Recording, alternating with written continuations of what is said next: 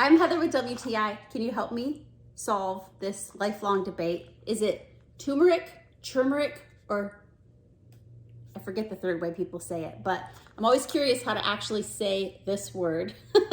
But all I know is it does help me with my joint discomfort, pain, inflammation. If I take these regularly, I do have a lot of relief, and these are the only ones I'll buy because I like the natural stuff they put in them.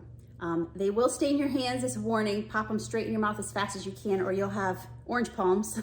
But that just means they're legit. Organic turmeric curcumin, I've always heard and read that it supports your heart health and promotes strong joints. And when I started having a lot of joint problems, this was the #1 recommended thing by both natural side and my regular medical doctors. It does have to be in your system though, so you can't take this and expect immediate relief. I do notice when I stop taking it or if I let it run out, I'm in trouble.